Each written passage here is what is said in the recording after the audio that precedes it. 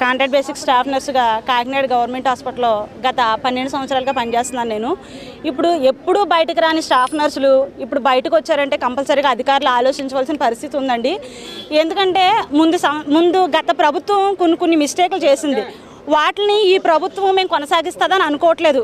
అందులో కొన్ని తప్పులను కూడా ఈ ప్రభుత్వం సరి చేసుకుంటూ వచ్చింది. ల్యాండ్ టైటిలింగ్ యాక్ట్ కానీ అలాంటి కొన్ని ఏమైనా తప్పులు ఉంటే వాటిని సరి చేసుకుంటూ వచ్చారు. అలాంటి తప్పే మిస్టేకే ఈ ఏఎన్ఎం టు జిఎన్ఎం అనే ప్రోగ్రాము. ఎవరైతే ఎక్కువ మంది సచివాలయాల్లో పోస్టులు తీసేసి వాళ్ళు ఎక్కువైపోతున్నారనే ఒకే ఒక ఆలోచనతో గవర్నమెంట్ డబ్బు పెట్టి గవర్నమెంట్ వాళ్ళతో చదివించి వాళ్ళని స్టాఫ్ నర్సులుగా ఇవ్వడం అనేది చాలా దారుణమైన పరిస్థితి. ఎందుకంటే వాళ్ళు ఆల్రెడీ రెగ్యులర్ పోస్టుల్లో ఉన్నారు. మేము ఎప్పటి నుంచో 15 సంవత్సరాల నుంచి కాంట్రాక్ట్ బేసిక్లో నోటిఫికేషన్ లేక కాంట్రాక్ట్ బేసిక్లో ఉన్నాము. కోవిడ్ పరిస్థితుల్లో పేషెంట్కి చాలా దగ్గరుండి సేవ చేశాము. మా దాంట్లో చాలామంది కూడా కోవిడ్ వచ్చి ఆ పేషెంట్కి సర్వీస్ చేయడం చనిపోయారు. ఉద్యోగ భద్రత లేకపోవడం వల్ల వాళ్ళ పిల్లలకు కానీ వాళ్ళ కన్న వాళ్ళకి కానీ కట్టుకున్న వాళ్ళకి కానీ ఎటువంటి అదర్ బెనిఫిట్స్ రాలేదు. ఇప్పుడు మేమైనా అంతే అండి. రేపు పొద్దున్న చనిపోతే మాకు ఎటువంటి బెనిఫిట్స్ ఉండవు. ఆరోగ్య భద్రత లేదు, ఉద్యోగ భద్రత లేదు. మేము ముఖ్యంగా అడిగేది మాకు ఉద్యోగ భద్రత కావాలి, మాకు రెగ్యులర్ కావాలి.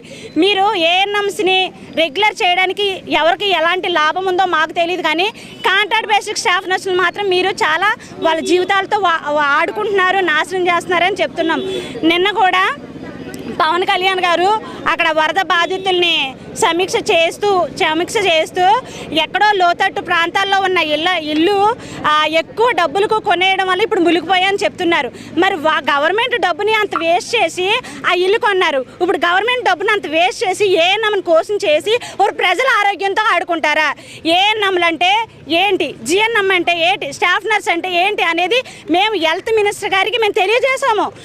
ఆయన విన్నారు, ఆయన ఎక్కించుకున్నారు, ఆయన చెప్పారు, అమ్మ ఏఎన్ఎంని మేము చెయ్యము, జిఎన్ఎం స్టాఫ్ నర్స్ అంటే జిఎన్ఎం చదువు ఉండాలి, బీఎస్సీ చదువు ఉండాలి, ఎమర్జెన్సీ చేసి ఉండాలి, ఏఎన్ఎం చెయ్యము, ముందు చేసిన గవర్నమెంట్ చేసిన తప్పుని మేము చెయ్యము అని చెప్పారు. మరి అర్ధరాత్రి వరదల్లో విజయవాడ మునిగిపోతుంటే ఇప్పుడు అర్జెంటుగా 115 జీవన్ విడుదల చేసి మా జీవితాలతో ఎందుకు ఆడుకుంటున్నారని నేను అడుగుతున్నాం. ఇప్పుడు ముఖ్యంగా మా డిమాండ్ ఏంటంటే ఆ జీవన్ రద్దు చేయాలి. ఇప్పుడు వరకు ఎవరైతే కాంట్రాక్ట్ బేసిక్ స్టాఫ్ నర్సులు ఉన్నారో వాళ్ళందరికీ న్యాయం చేయాలి, రెగ్యులర్ చేయాలి, ఉద్యోగ భద్రత కలిగించాలి. మేము ఈ నిరసన అంతా కూడా పేషెంట్లకు ఎటువంటి ఆటంకం కలగకుండా మేము నిర్విరామంగా కొనసాగిస్తున్నాము. రేపటి నుంచి మా యొక్క బాధ్యతలు మేము ఎలాగైతే సక్రమంగా నిర్వర్తిస్తున్నామో, ఎలా చేస్తున్నామో మీ బాధ్యతను కూడా మా పట్ల నిర్వర్తించమని మేము ఈ మీడియా పూర్వకంగా కోరుకుంటున్నాము.